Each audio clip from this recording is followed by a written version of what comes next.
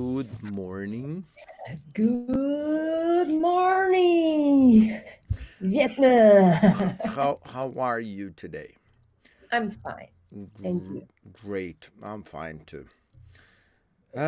Let's see.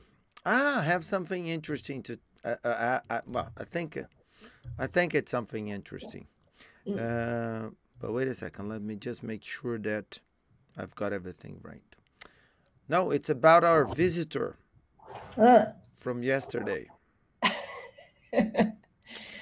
tell me.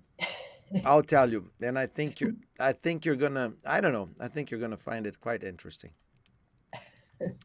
Well, remember the video we were watching? Yes. Okay. What was the message in that video? The last one from Daryl. Uh, the last one Yeah, the video we worked about on. the respect. The respect. Mm-hmm. But Yeah. but also the lesson. Remember when he talked about the teaching lesson? Yes. Mm-hmm. What what About what do you remember about the logic of the that logic lesson? is that ignorance breeds fear, and fear breeds hatred. Mm-hmm. And we hate what we fear, so that's the logic. Mm-hmm. Good. And that's why all of this breeds to uh, violence and destruction. Mm-hmm. Yes. Okay.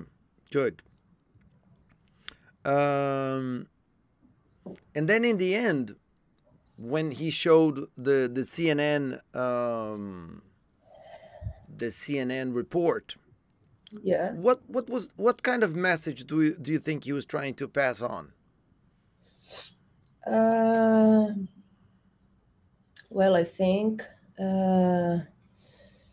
he tried to pass the message that we all have to respect the others, Mm-hmm.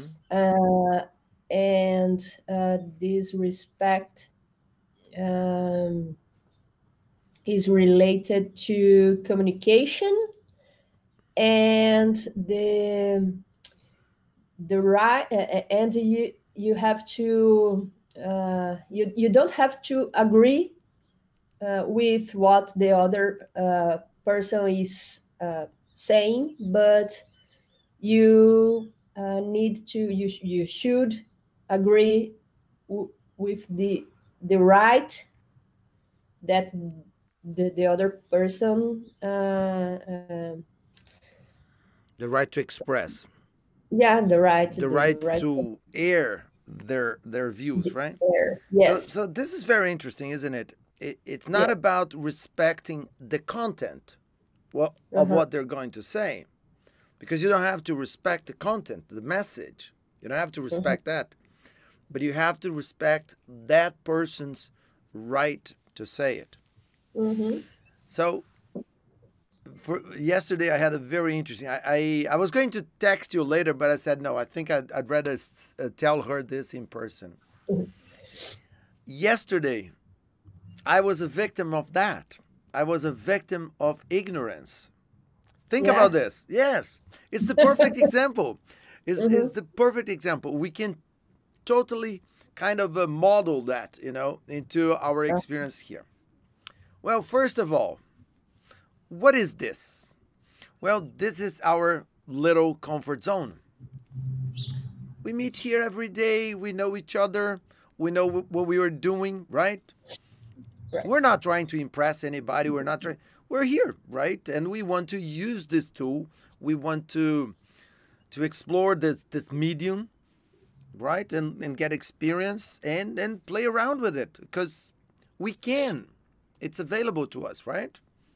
Right. No big deal. It's our little comfort zone. Yeah. What happened yesterday?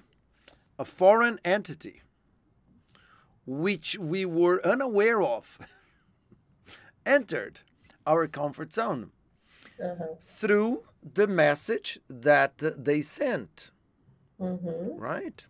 Okay, by the way, I forgot to say good morning to people here in case we have another visitor. Okay. So the thing is, when you're ignorant, right? I had an insight yesterday. I really enjoyed this. I mean, I feel a little bit embarrassed about what happened, but at the same time, I feel great because I think that lessons like this are lessons to be learned. And I'm not saying that I'm not going to make the same mistake again, but I hope, I hope I've learned a lesson. So this is our little comfort zone, right? Okay, Right. what was one of the first things that Daryl said? A foreign entity enters your little comfort zone. What happens? You become fearful Yes. and accusatory. Yes. Well, let's see if that happened to me yesterday. Okay, did I become fearful? Yes. Deep down, yes. Fear of what? Fear of rejection, for example. We all fear that. Even if we say we don't care, deep Yeah. down, nobody wants to be rejected. We have to be honest about this, right? At least Mm-hmm. I admit that. Yeah. Okay? I think what I can say is that I can deal with rejection. There are people that lock down, they get depressed and so on. I can Yeah. manage, right? But I don't like it. You know, if I have a choice between rejection and non-rejection, I would go with non-rejection. Anyway, so so when your little comfort zone is invaded, you become fearful and accusatory. That's what I did yesterday, didn't I? When I told you, oh, look, this person is saying this and that about us. So I Yeah. started accusing that Yes. person, right? Right. Okay. But the truth is, did I have all the facts? I mean, did I know who the person was? Did I know No. where the message was coming from? No. Worst of all, I didn't know. I didn't pay attention to time. Because you see, the thing is, I started streaming because every morning I have to set up the software, right? So I have Uh-huh. this application called OBS, which is a screencasting software that allows me to record the screen. And it also allows me to, um, what's the word? To stream. So before you enter the room, I had a few minutes to set the software. And Uh-huh. while I was doing that, I didn't say anything. But I replied to a WhatsApp message, which was sent to me by my second kid's mom. So she sent me a message in the morning in Portuguese. Yeah. And I replied. So this guy who sent messages was early in the connection. And then this person said, what language are you speaking? Can you speak up, please? Because there was no sound. You see, I Oh. was just typing a message in Uh-huh. Portuguese. Now, I don't know what part of the world this person is from, but of course, they did not recognize Portuguese. They just Uh-huh. realized it was a different language. So, what language? So, they were not trying to offend us, me. You were not even in the room. Okay, and then they said, I mean, this person said, so what language are you speaking? And then Uh-huh. after that, he said, can you speak up, please? Because probably he thought that my audio was low and I had not paid attention to that. So there was no Uh-huh. sound. Okay. Yeah. So anyway, you came in, we started a class, and then after 20 minutes or so, I decided to just check the YouTube window to see if everything was working, if it was streaming. And then I thought, Uh-huh. oh my God, there are messages there. Somebody, entered our room. But they were terrible messages because they were insulting me. What language are Uh-huh. you speaking? So isn't that interesting? How we can connect with that lesson? Uh-huh. Ignorance. I was ignorant of the facts, right? Mm-hmm. I accidentally, I unintentionally, I twisted the facts. Uh-huh. And then what happens? You become accusatory, you become fearful. Yeah. And I started hating that person. And Yeah. the first thing I wanted to do was to go into my YouTube settings, and I started looking for a place where I could shut up, shut up Uh-huh. the commentaries, or I could like lock that person and ban Uh-huh. that person from entering the room, doing Mhm. that kind of thing. But think about, look, what Darrow is saying is this: give that person a platform to air their views. Then you politely and intelligently Mhm. you challenge those views. And there's a good Mhm. chance they're going to reciprocate, right? I Yeah. thought it was brilliant. I thought it was brilliant. Anyway, But in I think our temper uh, can uh, yeah, we can get really, very emotional. yes, Hmm. and it's different from uh, be fearful, or Hmm. be ignorant Yeah. because of the temper. And I, now I remember the our doctor, yeah. Benny. Ben I remember Carson, that. Yeah, yes, because he was praying to God, right, to help him control yeah. his temper. Yeah, Uh-huh. no, I agree with that as well. I completely agree. We have that element in play as well. We should take that into consideration. Uh, but I think it's an excellent exercise in I don't know. I think we have to do that. Um, for instance, another thing that I like to think we do is this: it's our nature to get defensive. So you Yes. say something to me, and I immediately go like this: "Wait a minute," I Uh-huh. become defensive, and a form of defense is attack. So you say something, and I immediately attack you back. But Yeah. sometimes, because of ignorance, I fail to see that you're not actually threatening me. Remember what Daryl said, that reaching into the bag was not a threat. Uh-huh. But Yes. the security guard, every time he did that, he reached for his gun. So, Mm. Yeah. anyway, I just wanted to share that with you. I think it was interesting. Okay. So today we're going to do something completely different. Okay. Okay. You attack and I escape. Wait a second. Let me just see if I found the right one. I think, yeah, because there's one here with subtitles in Russian, and I don't want to use that one. Okay, here we go. Why not? Maybe that guy So, is a who is your Russian man. favorite? Okay, well, yes, it could be. Why not? Okay, right. So, I'm struggling with something here. I have to make a decision. Maybe you can help me out. Okay, it's not that I want to make you cry, okay? You can cry if you want.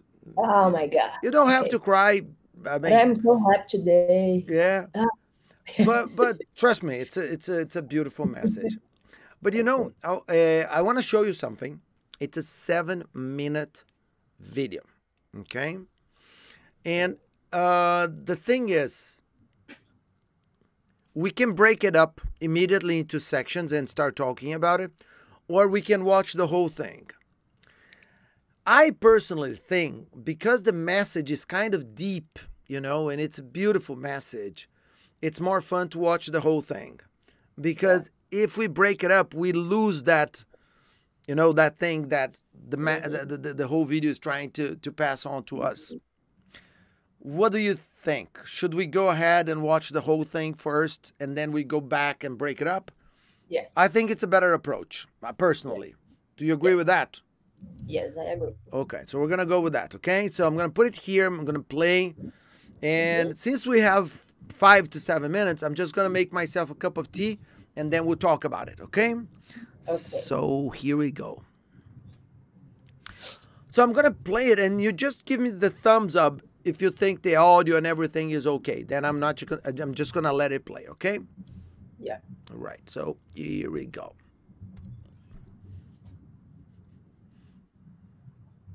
Oh, sorry, forgot to click. So who is your favorite? You are definitely the favorite. In fact, I've gone off the other three. Creating a brighter future starts with a conversation. Moments of connection between generations. Experiences shared, lessons learned. This is Talk to Me.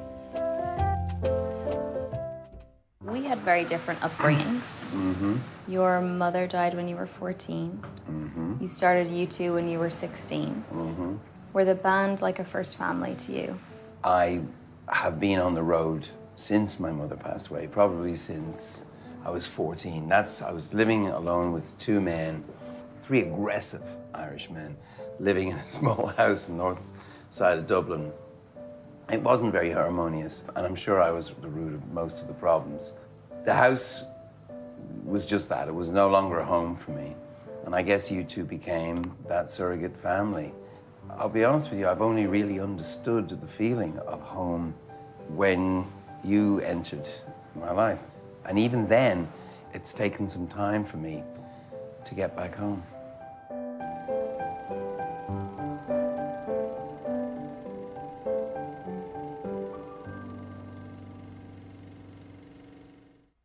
Was it a big shock to have kids, especially when you're away, you know, traveling with a big rock band in the 80s? I wasn't the kind of person who'd be ready for family and settling down, but you probably saved my life. I remember you being born. I remember in detail. I was in the recording studio. Your mother came to pick me up. She had packed me a small little flask of whiskey, some novel I was reading, some newspapers. She was the together one. I was recording. So up to the last minute, I was probably in denial. Men experience great fear during the childbirth of their kids because there's nothing they can do. You know, normally if somebody you love is screaming or, you know, upset, you just smack the person who's making it happen. You can't do that. So I had a very strange Irish deal with this, and I recorded your heartbeat. So I had this little portable tape recorder, and I recorded your heartbeat. And I was going to make a song up using your heartbeat as a rhythm. And I noticed the heartbeat getting slower. So I called the nurse and I said, look, the heartbeat's getting slower here. And they were like, yeah, no, don't worry. And I said, no, no, really, tempo. I understand tempo. And eventually I called the doctor, and the doctor went, ah, ah. And so you were rushed into existence. You were so small, you were tiny. They suggested that you should be near my heart or your mother's heart. You were so vulnerable. You were 5 pounds. So you slept on my chest for 2 weeks. It's the most terrifying thing in the world to have this little thing right there. You were born on my birthday. Greatest gift I could ever get. Cosmic twins. Cosmic twins. But I think there's something, we were born for each other. Still can't believe you made Mom drive herself to the hospital while she was in labor. I did not make your mother. She wouldn't let me drive. She just wouldn't trust me driving.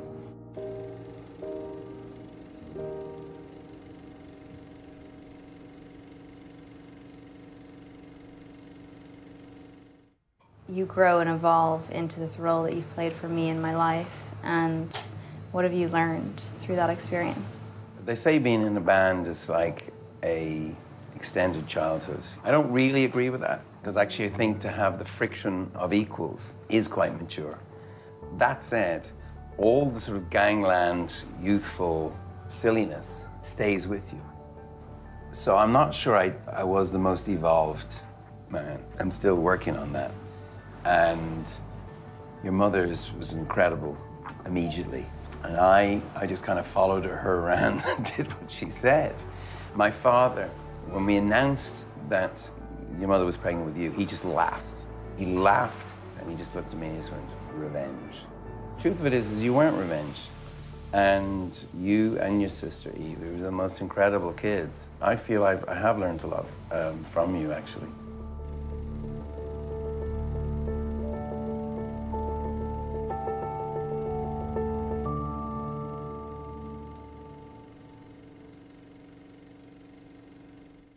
What would you say is your greatest achievement?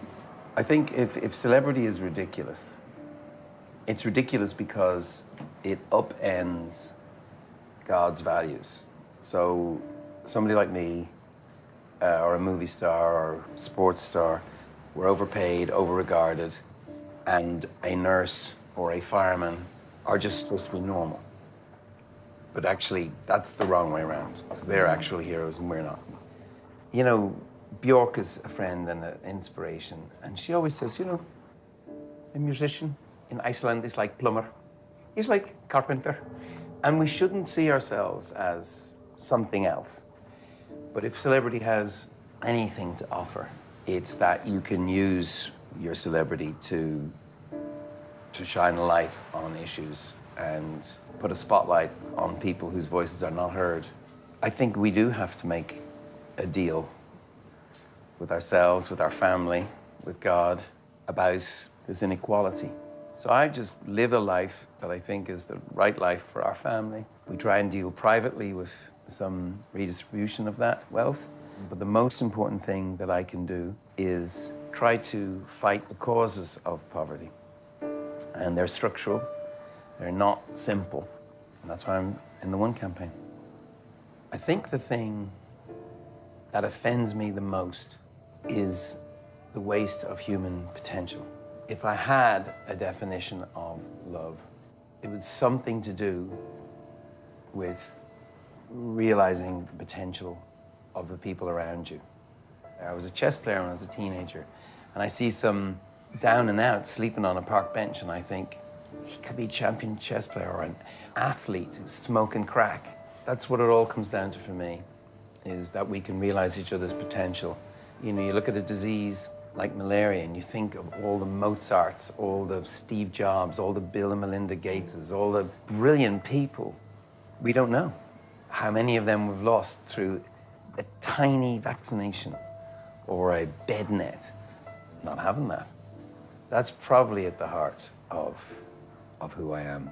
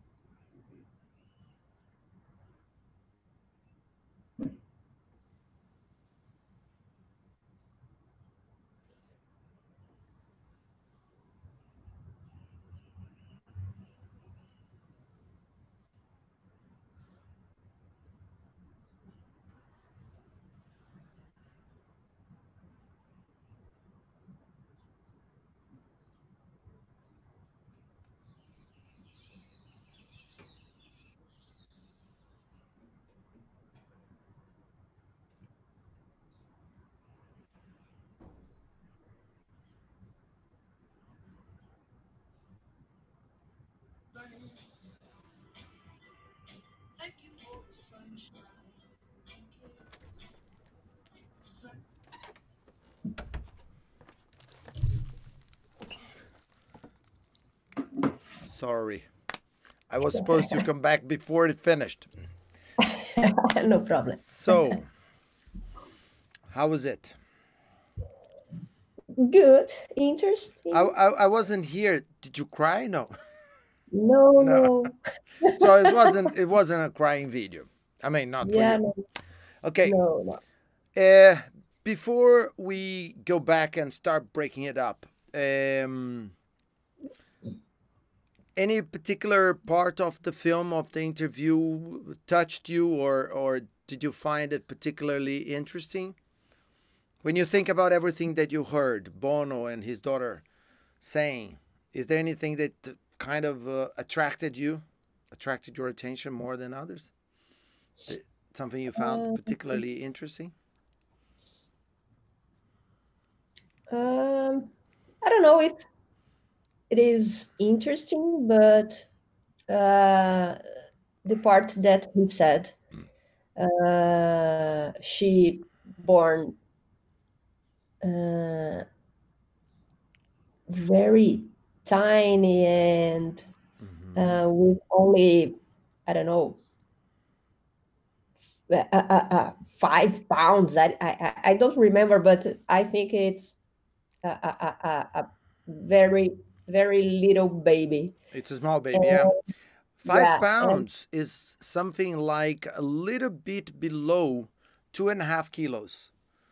yeah. So it's a 2 kilos, 2 kilos and 300 grams or something like that.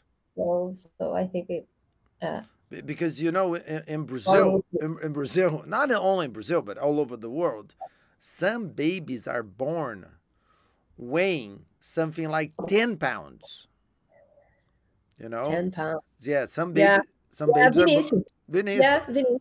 Yes, You have one at home. yes. Okay, so The some nurse, baby when he born, when he the was nurse born. when he was born, the nurse said, "Whoa, what a bezerrão!" Oh, you know, we can say this. Okay, the word for that is calf. Calf. Yeah, Mhm. what a big calf. All right. Okay.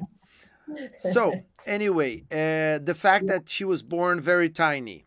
He was born very tiny, and the doctor said to him that he should put her in his chest, and he said uh, that for 2 weeks she slept in his chest, Hmm. and he pointed out that it was strange because she was so tiny, and Hmm. uh, but this uh, that had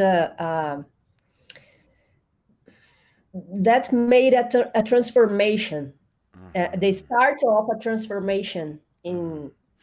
in In his life. him, in his Yeah, life. Yeah, it's something that really changed him. It changed his yeah, life completely. yeah. Okay. And well, I think this part, Yeah. I don't know why, but Mm-hmm. Okay. uh, I have some I have some very specific feelings about the whole thing, but I don't want to let my opinion interfere with yours. So we're gonna watch it again, and I'm gonna break it up, and we're gonna do the verbatim thing. Okay. okay. So let's go.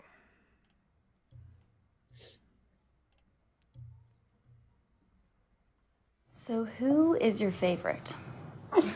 You are definitely the favorite. In fact, I've gone off the other three. Creating a brighter future starts with a conversation. Moments of connection between generations. Experiences shared, lessons learned. This is Talk to Me. Okay, let's break it up here. Um, so this is the introduction. Yeah, the name of Yeah. this.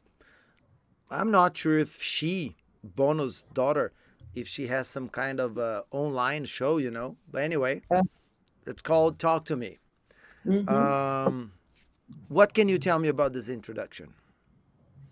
Well, the first thing she said was a question, And what was the question? and she asked him uh, who was his favorite. Mm-hmm. Okay. And Uh, and how did he reply to that question? uh, How did he answer? he said she was the favorite, Mm-hmm. definitely. Mm-hmm.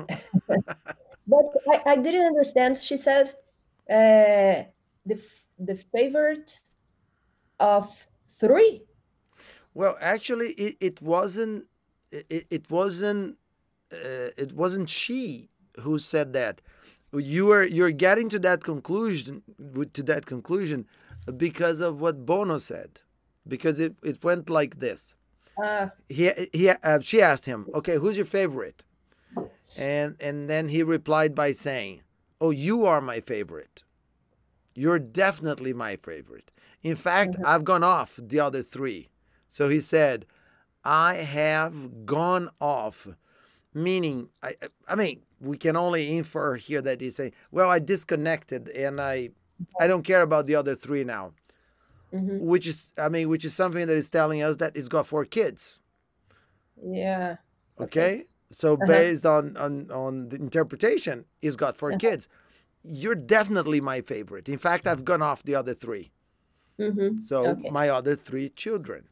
Okay. Yeah. Good. And then after that, what do you remember? And She was then, holding a tablet and looking at some pictures. Did you notice that?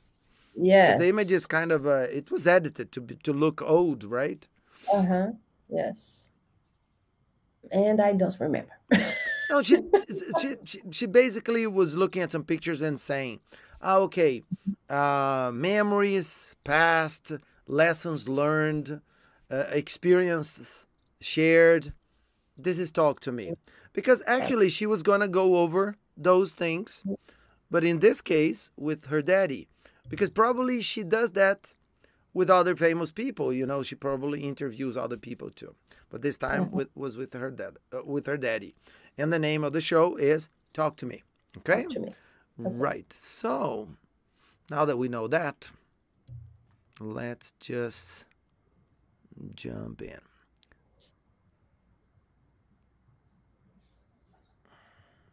One second, please. So who is Experiences shared, lessons learned. This is Talk to Me. Yeah, she said, experience shared, lessons learned.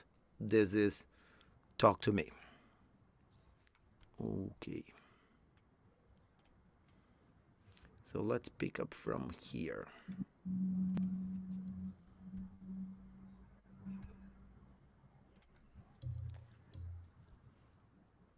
Talk to Me.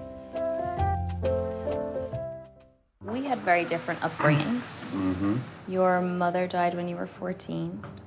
You started U2 when you were 16. Were the band like a first family to you? I have been on the road since my mother passed away, probably since I was 14. I was living alone with two men, three aggressive Irish men, living in a small house on the north side of Dublin. It wasn't very harmonious, and I'm sure I was the root of most of the problems. The house was just that. It was no longer a home for me. And I get... Okay. It's a lot of information, so we're going to have to break it up into smaller pieces. Okay. Do you remember how she started? I mean, what was the question she asked? First, she made it like an appointment, but a commentary that I was just going to say that it sounded like a comparison. She was comparing the way she grew up, the way she was brought up, to the way he was brought up. Brought. That's the word. Okay. That's So since we're okay, so since this is an English class, let's talk a little bit about vocabulary. Okay. Now, bring up is the phrasal verb. Okay, Veronica, bring up is the phrasal verb. Okay. So we use this phrasal verb when we talk about the process of educating a child, right? So, for example, when we talk about this, I have two kids, right? So I have had some experience in this subject, bringing up a child, because that's what parents do. For example, when you're a kid, if your parents die in an accident, for example, which is something that sometimes happens to some kids, both parents die in an accident. And then they're brought up by their grandparents, for example. So their grandparents bring them up. Okay, in other words, it takes them from childhood to adulthood, We call this the bringing up process, okay? But what's interesting in English is that it's very common for this exists in the English language. You get a phrasal verb and you transform into a noun by repositioning the parts, right? And using the ing form. What I mean is this: upbringing, which is the terminology that she used. She said, well, we had very different upbringings. And then she turned to him. Okay? So what do you remember about Bono's family history, if you will? Yeah. His mom died when he was 14 years old. Mm-hmm. And he started at YouTube when he was 16 years old. Mm-hmm. And the YouTube became his family. Mm-hmm. Excellent. Very good. And he said something about the house and be be far from house was not normal for him, I think. Something like this. Okay. Okay. Yeah. You see, I like to hear you saying these things because that's the interpretation, which means you received the message, perhaps with different words, but you got the meaning. You got the meaning, right? Okay. Okay. So that's why we're going to listen to it one more time before we advance. Okay. Yeah. Right. Now, what I mean is this. So we have some milestones in his life. At the age of 14, his mom passed away. She died. And yes, you're right. There was that question about the band. So yes, the band was a family to him. So the other things that he said was this. Well, first of all, he feels, right, that he's been on the road since he was 14. He has been on the road. Now, that's the kind of language that musicians use because you see, once they form a band, they start traveling, because of concerts. They play, right, in different parts of the country, in different parts of the world. So normally when they start doing that, they say, well, let's get on the road. Bands do that. They get on the road. And that's how they become famous and big and so on. So Bono said, because he's still an active member of the band is still playing all over the world. So that's why he used present perfect. He said, well, I've been on the road since I was 14 years old. Now, his mother passed away when he was 14. And then he described his household. In other words, the conditions in which he lived. He said that there were 3 very aggressive Irishmen. So he was talking about his father and his older brother, because, there were just the 3 of them. Two sons and a daddy. But all of them, very aggressive Irishmen. And he admitted to his daughter that he feels that probably he was the root of most problems. Because he was probably, a difficult teenager. He is acknowledging that, right? And yes, you two became his family. Okay? Okay. Understood everything I said? Yes. Yeah? Okay, so let's listen to that thing one more time before we advance.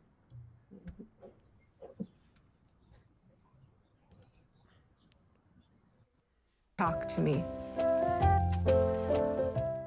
We had very different upbringings. Your mother died when you were 14. You started U2 when you were 16. Were the band like a first family to you? I have been on the road since my mother passed away, probably since I was 14. I was living alone with 2 men, 3 aggressive Irishmen, living in a small house on the north side of Dublin. It wasn't very harmonious, and I'm sure I was the root of most of the problems. The house was just that. It was no longer a home for me. And I guess you two became that surrogate family. I'll be honest. Yeah.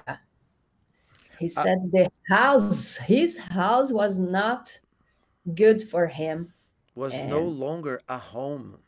no longer a home, You yes. see, I love this thing about some words in English, because you see, a house is a house. It's a place, you know, walls and the ceiling. That's a house. A home is something different. Yeah. So he said, the house had become just a house, and you two had And become what? his home, his family. But he used another word. Let's see if you remember this one. This one here. Surrogate. Do you know what that means? Surrogate. I should I should know because I remember Well, we this yeah, I some don't. To be honest with you, I don't remember the context in which we might have discussed this. But I have a feeling that somewhere we've seen this word in one of the videos and so on. Well, let me explain to you by referring to something that became I don't know, kind of polemic too in the 1980s, I think, when the first case appeared of a surrogate mother. What is a surrogate mother? It's like this. Let's suppose you're my sister, get married. My wife can't have children, but we desperately want to have children. So we go to a fertilization clinic and we get her egg, my sperm, put it in a petri dish, we cook them, and we make a baby. And we put that baby inside of you. You become the surrogate mother of our children. So you're a surrogate mother. In other words, we rent your belly. We rent your belly. That's the term we use in Portuguese. That's a surrogate mother, right? Okay, so Bono used this term to refer to this family because it was not his biological family. So it was like a family he was not renting, but like renting. So you two became his surrogate family. Now I remember we discussed this word in I don't know if I think it was a news about the coronavirus and people that was in some city in Europe. Don't you remember? And You see, I'm trying to remember. I'm picking up every detail that you're giving me, but not yet. Alzheimer's. And the news was about the surrogate mothers that couldn't back to home because of the virus, and they were like in a prison, but they were at the hospital, you know. My God, I drew a blank. Honestly, I'm sorry. I drew a blank. I can't remember. Anyway, so let's advance. Let's advance a little bit more. Okay, let's go with 40. I remember the image, you know. You do. Because I You have do. a very good memory. It's interesting the way our brain works, isn't it? Sometimes I remember things and people go, "How can you remember that?" And I just do. And sometimes I remember I forget some very basic things. Anyway, let's go. Being in a small house in the north side of Dublin, it wasn't very harmonious, and I'm sure I was the root of most of the problems. The house was just that. It was no longer a home for me. And I guess you two became that surrogate family. I'll be honest with you, I've only really understood the feeling of home when you entered my life. And even then, it's taken some time for me to get back home.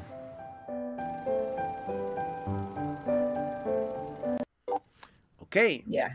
So to be honest with you, so what did he say when he said he was going to be honest with her? Well, he said the YouTube became His the surrogate family. family, yes. Right. And then he said that, to be honest, he only Understood. understood Uh-huh. what a home was when she was born. Yes, She when she was, entered his life, right? When yeah, she was born. yeah, But then he said something interesting, right? Because he said, well, even then, it took me some time to get back home. uh-huh. So it's interesting, isn't it? Because I think what he's trying to say is that, okay, now I have a little baby, I have a daughter, I have a wife, so I have a home. So he understood that. So she helped him understand. But even after realizing that, it took him some time to come back home, which means that probably there was a period of transition between, leaving the band, because the band was his family, it was his surrogate family, and coming back home, because now he was coming back home, really. Yeah, because sometimes it takes time to things down on him. Oh my God. I'm so glad that I'm recording this. Oh my God. Congratulations. You just crowned this moment, You really you really did. But this is brilliant. This is brilliant. I was talking to a student of mine yesterday at night, and it was really interesting because he learned with me that to say I've got something, like I've got a car, or I've got a new mobile phone, means the same thing as I have. And he learned that with me something like 3 years ago. And it's something he has never forgotten. So last night we were talking and we were watching a film, and he wanted to describe something, and he wanted to describe something someone has got. And he used it so naturally. And I asked him, man, how can you remember that? And he said, yes, Alfredo, I know, I learned that with you. But it's one of those things, because if you learn, and then if you start using them, in other words, in a very meaningful way, you never forget. Yeah. Okay. Brilliant. So it dawned on him.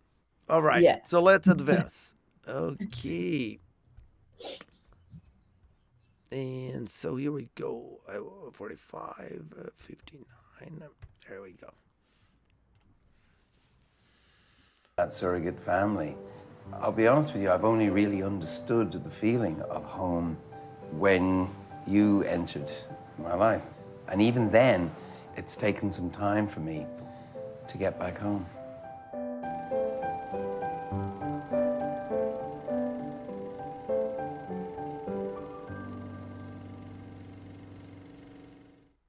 Was it a big shock to have kids, especially when you're away, traveling with a big rock band in the 80s? I wasn't the kind of person who'd be ready for family and settling down, but you probably saved my life. I remember you being born. I remember in detail. I was in the recording studio. Your mother came to pick me up. She had packed me a small little flask of whiskey, some novel I was reading, some newspapers. She was together when I was recording. So up to the last minute, I was probably in denial. Men experience great fear during the childbirth of their kids because there's nothing they can do. Okay. So, what's the question? Okay, what did she ask him? Oh my God.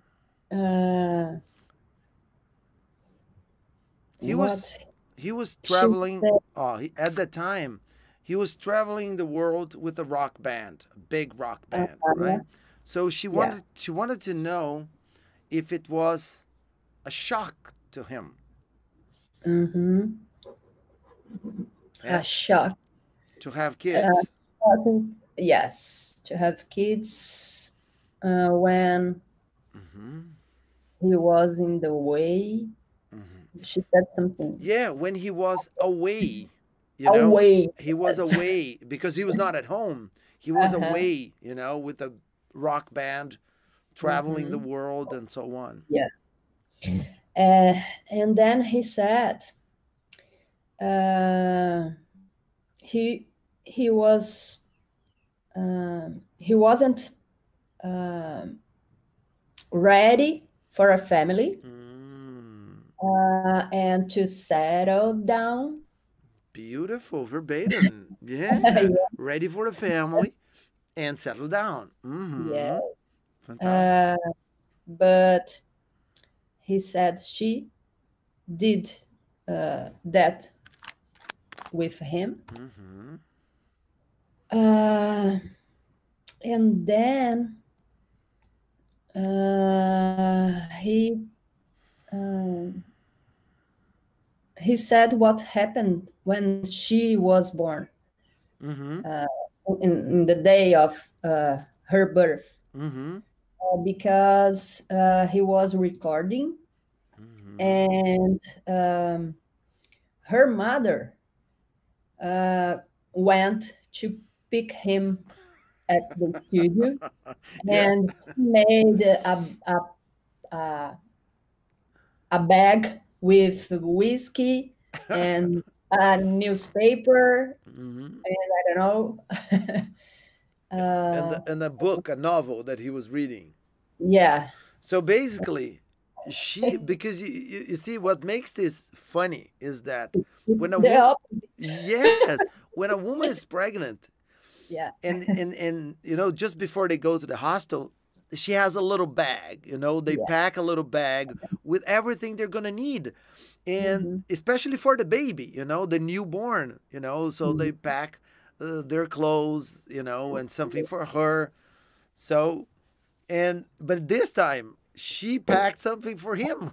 Yes. Like she said that, his wife had packed a flask of whiskey, a Hmm. newspaper, and a novel that he was reading.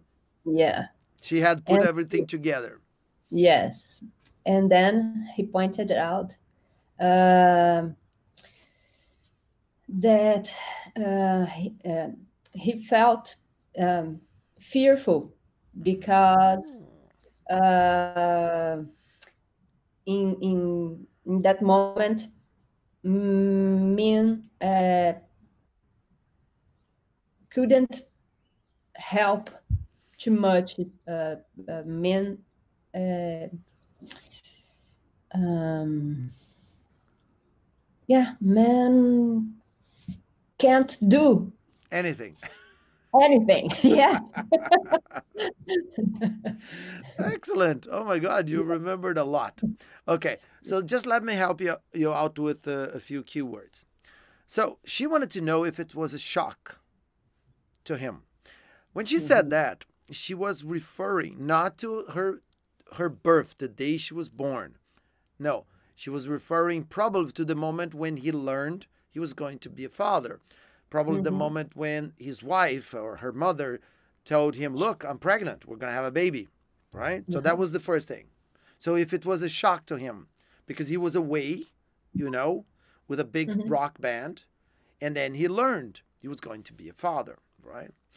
Now Mhm. I have an interpretation question for you because I think you're good at this kind of thing. He said this: I was not the kind of person who would be ready for a family or to settle down. Mhm. What does that mean? I was not the kind of man that would be ready to settle down or to have a family. Uh, What do you think that means? uh, well, he's a band guy, a celebrity. Uh huh. Uh huh. uh, well, he was, or he's always on the road Uh huh. with shows, and Uh-huh.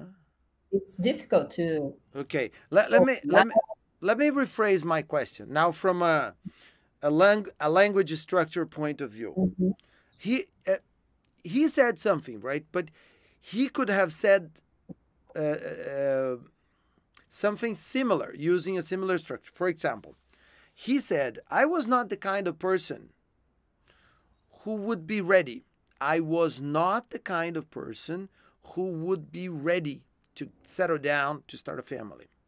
Mhm. He could have said, "I was not the kind of guy who was ready to start a family and to settle down." What's the difference when you say I was not ready and I was not the kind of guy who would be ready? What do you think is the difference in terms of interpretation? Um, well, when he said he would, I think it's because he uh,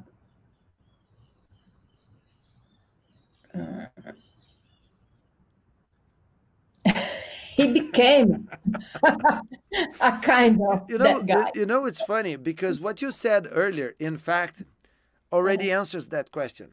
Okay? Oh, imagine I'm Bono, okay? And I'm married, but I don't have kids, right? And I'm always traveling the world. I don't have like a fixed home. I have a place in Ireland, right? But I spend most of my time on the road. Mhm. And and imagine you're a reporter, and you ask me, "Hey Bono, when do you think you're gonna be ready to start a family, to have kids, and to settle down?" Go ahead, ask me that question. Uh, well, when do you think you're gonna be ready to start a family or settle down? Now I'm gonna give you two answers, okay, to help you Okay. understand why he said that way. One way of answering this is this. Well, I don't know. Pretty soon, maybe next year I'll be ready because after this concert, my wife and I we've been talking about kids, so I think I am ready, But maybe next year I'll be really ready. Or Mhm. I don't know, I don't think I'll ever be ready for this. I don't think because of my lifestyle, I'm a rock star. I'm always traveling around the world. So I don't know. I don't think I'll ever be ready. Does that make sense? Because you see, Yes. that's the message he was trying to communicate when he said, "You see, I wasn't the kind of guy who would be ready. He would never be ready." Mhm. And that's why he thanked her. She saved him. Uh-huh. She brought him home. Okay. He needed that kind of push. You see, Mhm. because he was not that kind of guy. Left to his own devices, he would never be ready. So he he had to be pushed into Uh-huh. parenthood. Uh-huh. you know? Okay. Uh-huh. Does that make sense? Yes. Right? And it's interesting to make this kind of interpretation because that's what he was trying to say. That he was that kind of guy. He wasn't ready and he didn't think he was going to be ready. Mhm. So he needed to be pushed. Mhm. Okay? Okay. So let's just repeat that one more time. Oops. Okay.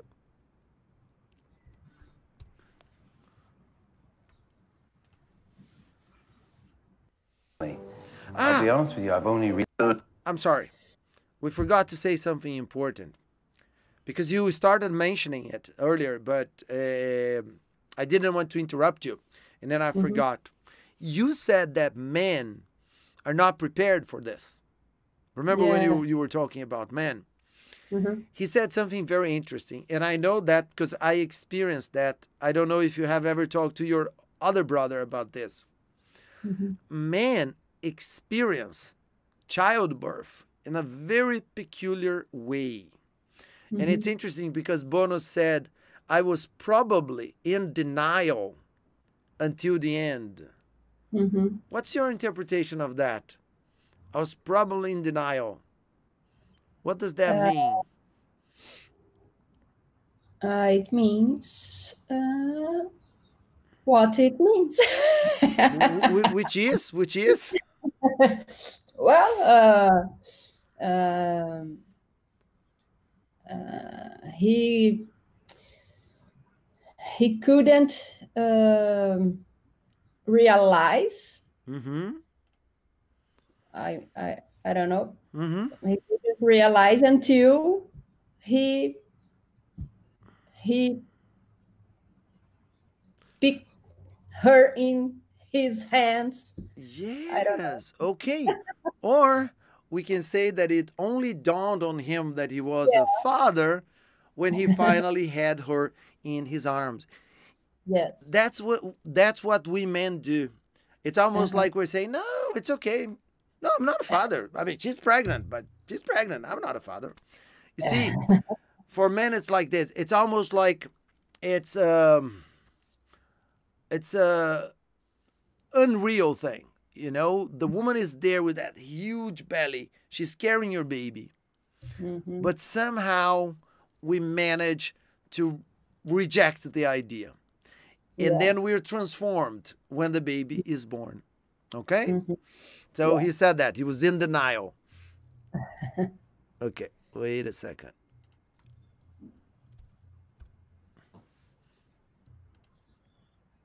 Oh, I did it again. Forgive me. Sorry. It's the number thing. I'm sorry. 1 second. Okay, here we go. Now it's okay. I'll be honest with you, I've only really understood the feeling of home when you entered my life. And even then, it's taken some time for me to get back home.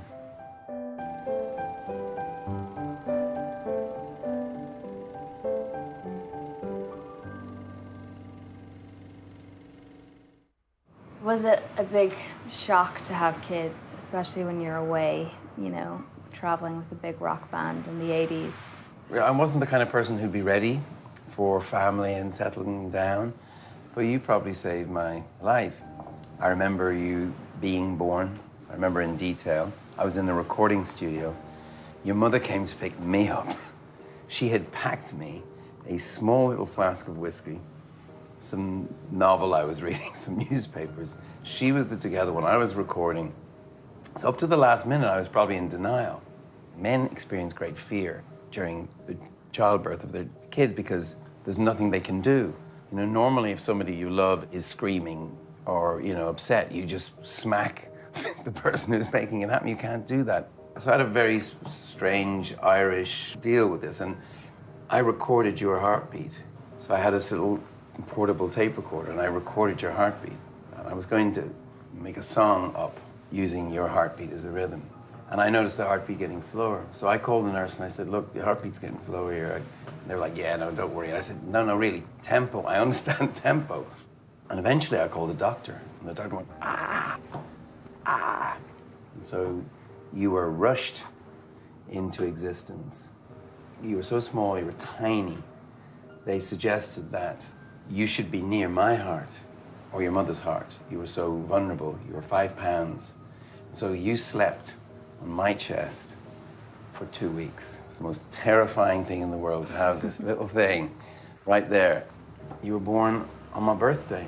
Greatest gift I could ever get. Cosmic twins. Cosmic twins. But I think that's the song. Okay. Yeah, it's a great part. That's the best part for me. Yes, but I have to go today. I'm sorry. It's okay. I was going to say that. But it's okay. Look, we can save this for tomorrow. You know, we go over this part because like you said, it's a great part. You know, let's not rush into it. Let's save it for next because it's beautiful. We have to talk about it tomorrow. Okay? Yeah. Have a great day. I'm sorry for my delay. No problem. Okay. I'll see you tomorrow. Bye-bye. Take care. Have a good day. For you too. Bye-bye. Bye.